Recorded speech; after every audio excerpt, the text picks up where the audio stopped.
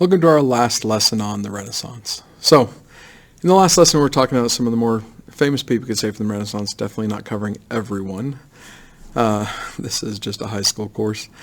But definitely hitting some of the major ones. It just shows a lot of the aspects of the Renaissance and this transition from, again, medieval way of thinking into modern Western thought. So, in this case, I probably should have talked about this guy last time, but we'll have him now. And that is Filippo Brunelleschi. So, well, before I get to him at least, the picture you see here is all of a bunch of, well, ancient Greek and Roman ruins, mostly Roman in this case.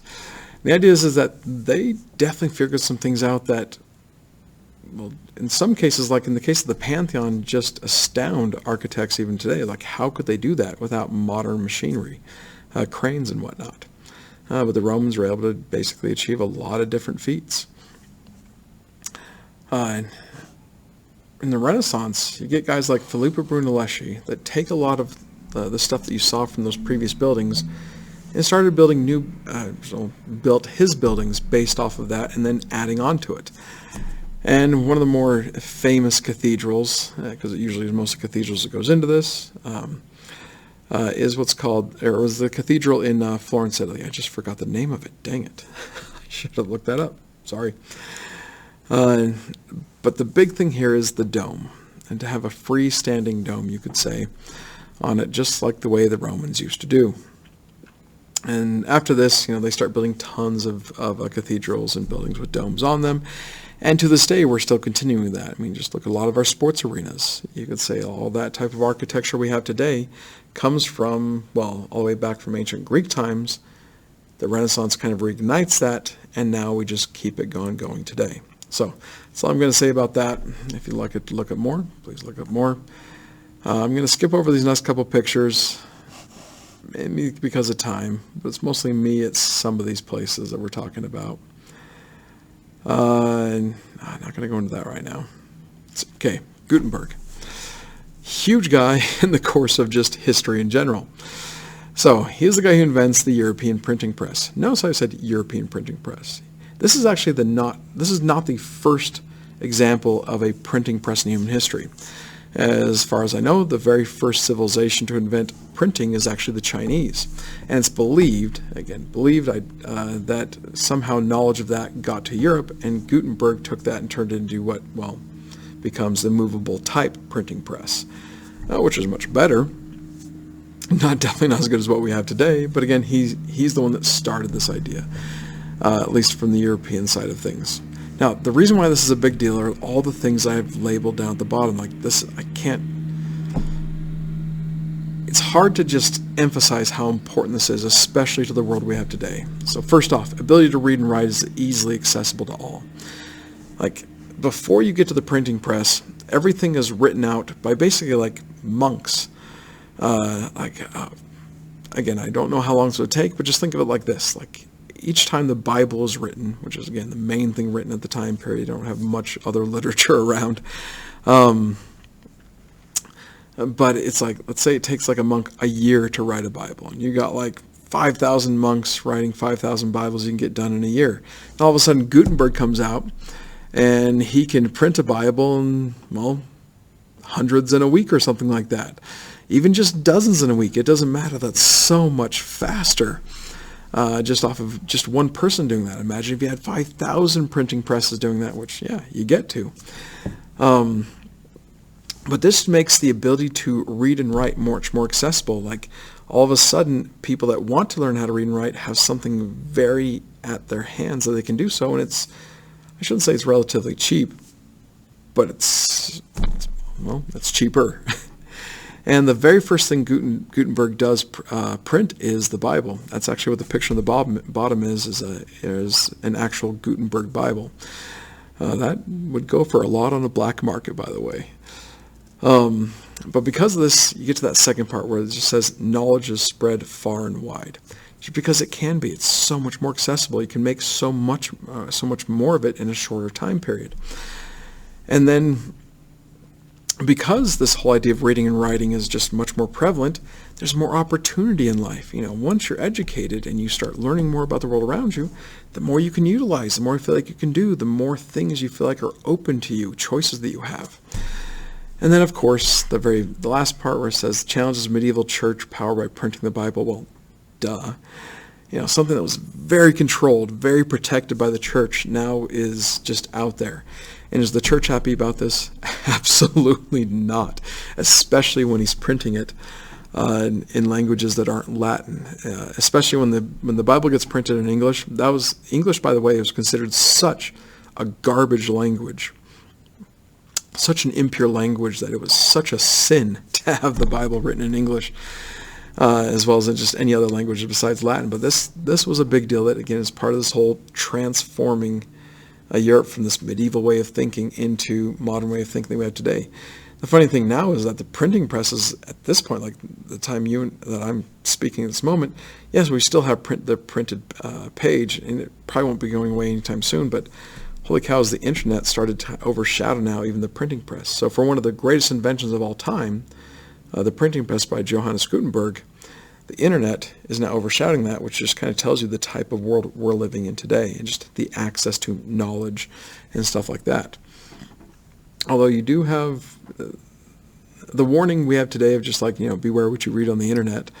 That was a warning for back in the days of the printing press as well, but holy cow, the internet, there's so much more out there that could be not good.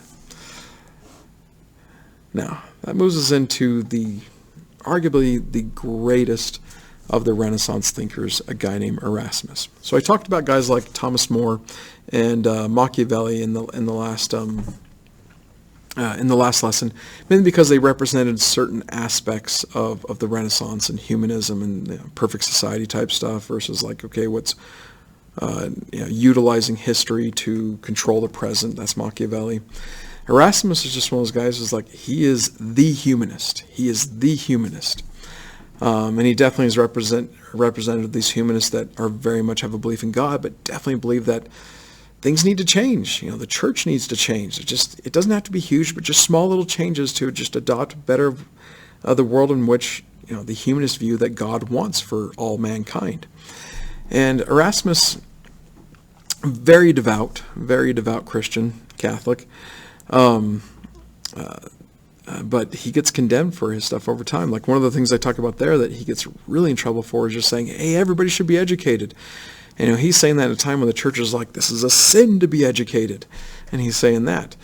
The thing is he spent his whole life just trying to nudge it. And what I mean by nudges is get the church to say, no, this is a good thing. We need to adopt this. We'll be so much better off. And in fact, the church, you'll actually have more influence. You'll be able to do a lot better. You'll reach a lot more souls if you just adopted this type of thinking. In the end, they wouldn't. In fact, Erasmus kind of dies of a broken heart almost. Not exactly like that, but if you read his story, where it looked like he might have convinced a lot of high-up church officials that adopting some things would be a good idea. And it almost goes through, but in the end, it gets shut down. And a lot of his works and his writings are declared heretical, meaning against the church or, not good thing, basically. And it just breaks his heart. And he just, he dies soon after that, just kind of almost a broken man, you could say. Interesting thing, though, is that even though he kind of probably felt like he died a failure, he's actually touted now as like one of the greatest religious thinkers today, and the Catholic Church looks to him a ton today. Other Christian churches look to him a ton today in his thought processes, in his early humanistic Renaissance Christian thought process. And so even though he didn't see it in his lifetime, his influence is definitely felt far and wide today in modern Western society. So I just put this on here because I found it interesting, because quotes that I've heard for forever I didn't realize were attributed to him.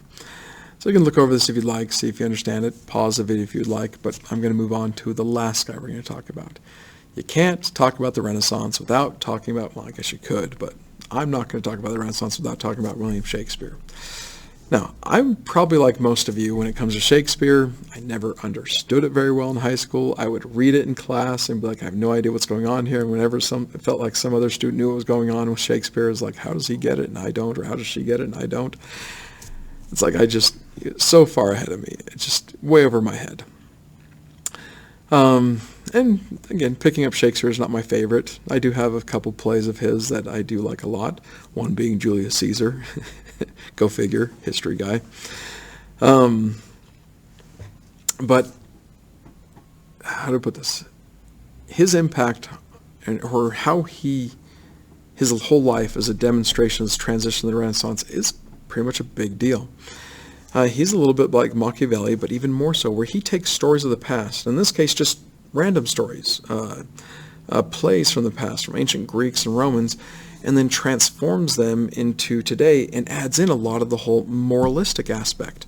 And in so doing, as he's transitioning, or when I say of the day, I mean his day. He still lived almost 500 years ago.